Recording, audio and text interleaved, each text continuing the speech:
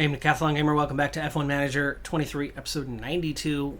Nearing the end, it's round 20 of 23. We are heading to Mexico City next.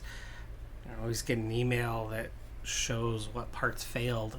I didn't get anything that said any parts failed, and now I'm on to race day to find that a bunch of parts failed, and I'm a little short, especially on front wings. That's going to leave me with Tanaka on the wrong wing. We had to go back to wing number 2 so that there's at least one spare for each of them. We return once more to the hustle and bustle of Mexico City. The Autodromo Hermanos Rodriguez is F1's highest altitude track at more than 2,000 meters above sea level. Teams are faced with thinner air around the track here, which includes 2 straights in the first sector. This is an exhilarating circuit on the Formula One calendar. We'll be sure to see plenty of battles and overtaking this weekend, especially with the help of not 1, not 2, but 3 DRS zones. I saw positives during practice and made me think we might be competitive for this race, so I went ahead and put on our best components. Of course, we only have 4 races left. I do have enough components to make it to the end of the season without taking on grid penalties or wasting that money. Even if we are coming to an end, I'm still being frugal and thinking about next season. We've been doing nothing but research here towards the end of the season. It's natural. I'm not going, oh, well, we're out at the end of the year anyway. It doesn't matter. Let's focus on now. No, I'm still thinking long-term picture, even if we're not coming to an end. But anyway, with the recognition that we were pretty good in practice, I went ahead and put on those best components. And Florsch made it to Q3. Qualified P9. Tanaka, well, she wasn't last, but she still managed to be P19. We're nearly ready to get started here. 71 laps, 17 turns. It's the Mexico City Grand Prix. Now I wonder, will things be going Lando Norris's way in this race? A second place start for them today. They'll be aiming for a podium, but could they even sneak the win? This should certainly be a good one, folks.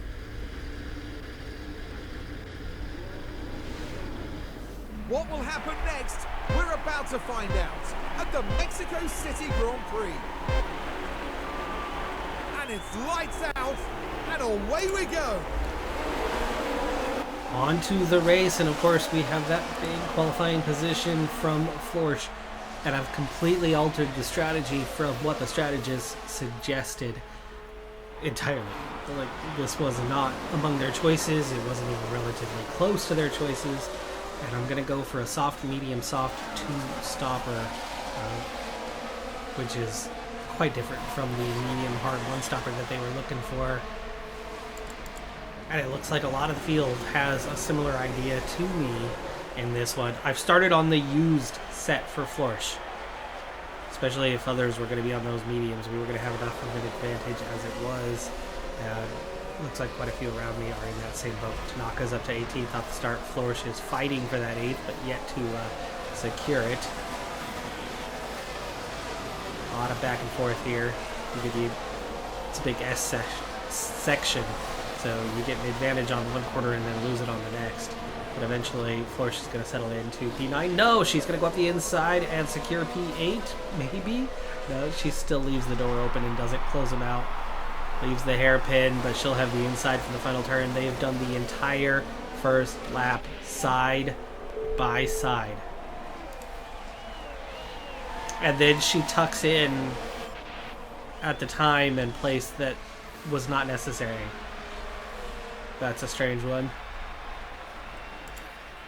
That is a strange one. I have underfueled by a couple laps, so we are going to have to be careful on that one sooner rather than later. Flag Stroll with a lockup. The guy who started on pole is down to last place. And we have a VSC. Oh, and it's Tanaka. She's out of the race. 2 secs. There's been a crash. Well, her day didn't last long. And here we are tackling she just 3. wasted her last chance of anything this season. Oh, and a fairly substantial The crash gearbox there, is going to be completely and that won't destroyed, do and their that was a confidence nearly any brand new good. one. It had only been used once all season. Lap 8. Florsch focusing right now and trying to keep up with Piastri, who is out of range of the front six. So the front six are pulling away. But we are very much in play for the P7, 8, 9, 10, 11, 12 range kind of thing as we get around Piastri there momentarily. But Piastri re-overtakes us into that section. But now Florsch has crashed. Piastri, did he take her out, or has she been caught up there? Here we've got a yellow flag. It was the Williams driver we see there. We're making the overtake. Not a lot of wiggle room here. We're well And not to the just one car outside. involved in He that, is as you nowhere can near see. the apex. An That is unfortunate 100% moment, yes, but as on any driver will Piastri. know, this No is an matter though. unforgiving Doesn't sport. matter who did it.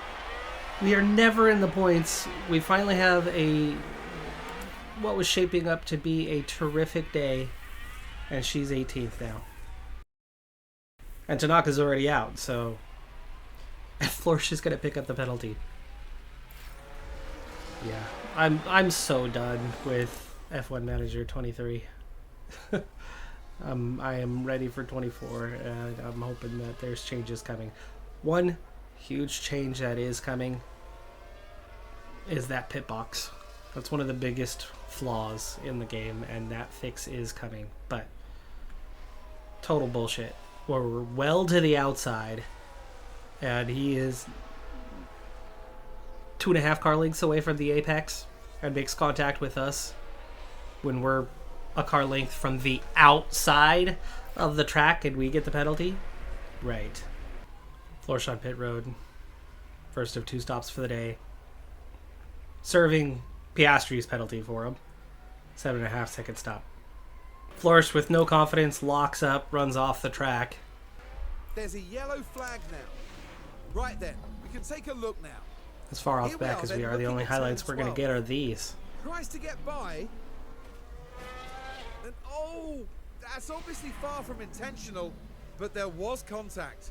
Dragovic retires from the race, gets the penalty, the car on the outside. Same thing that happened. They were nowhere near the apex. They were well to the outside of the track. And the car overtaking on the outside has been penalized twice in a row. The only good news right now is we're ahead of Piastri and Maloney, despite the penalty, despite the contact, and despite the mistake. Piastri, who went out on another set of softs. In fact, everybody at the bottom end of the grid went out on softs besides us. Piastri does get around, but Florsch is now easily keeping up with him as he's pretty close to the end of his stint. I would give us a shot at beating 2 teams today, except that it's a 20-second gap to Zhou. That's going to be pretty dang hard to overcome, while I do think beating Piastri shouldn't be that difficult.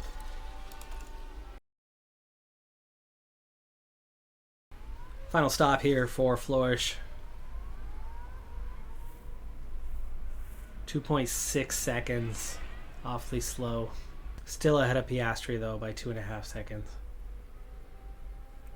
And we're on the softs. The brand new softs. We started on the used ones. Fuel's already taken care of. There is our Alfa Romeos both pitting. We're going to come out well ahead of Maloney. We're still ahead of Piastri, and we're just 10 seconds behind Zhou Guanyu now. And Zhou, oh, he's on softs again. How is he on another set of softs? Must have started on mediums, but I never noticed that. We are a lap down now, though. Lap 53 of 71. Norris is the one leading. Stroll has only ever gotten back up to 14th position. Let's have a look at the action. It's all at the final corner. Porsche crash on the final turn. The car makes contact. That should be out of the race type situation. One momentary lapse of concentration. It looks like he is going to get going again. VSC. 15 laps left to go. Porsche hasn't even dropped out of the top 10. Talk about luck. Piastri was a second and a half behind us. He is now 7 seconds down, but the 9-second gap to Zhou is still a 9-second gap. It's not changing. It was 10 seconds. I pulled it back to 9 when I pushed a little bit harder on fuel momentarily, and then I drove a little bit harder, but we're just not making up the ground. With 10 to go, the gap's out to over 10 seconds, so Zhou is a tenth or two faster than us per lap, but we are pulling away from Piastri, but that means 9th as a team instead of 8th as a team. And no points, which we were very much headed towards. Probably we'd be around Gasly right now. Gasly and Albon battling for 8, 9, and 10. 3 laps to go. Fuel is right. I'm just now starting to push to try to close back down on Zhou, and we are 10 seconds behind him. He is in danger of getting blue flagged with both Tsunoda and Leclerc in between us, and I have no threats behind me.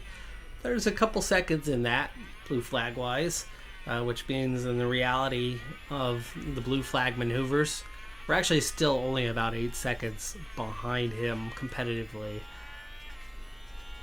So we've really maintained that gap long term here, but as we go into the final lap, he's probably not going to get blue flagged again, and we're just going to have to finish things as they are. But at least we have closed it to within 10 seconds now.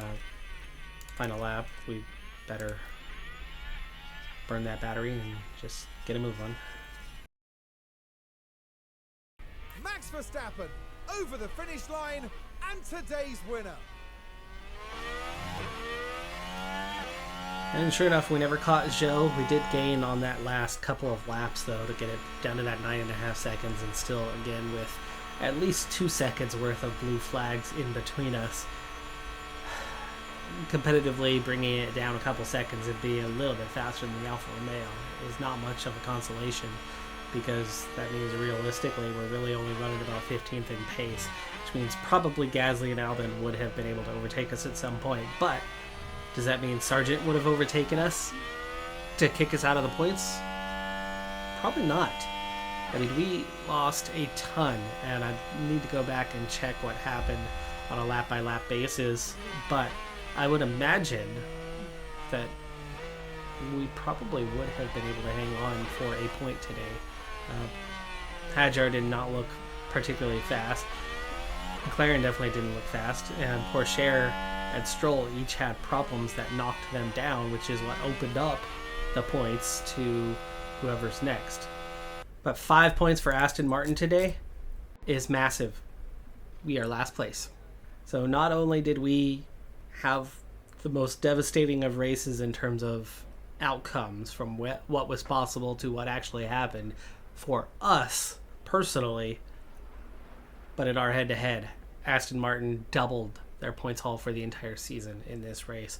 And yeah, like I said, I'm ready to be done. I wish that we had a 20 race season, that this was it.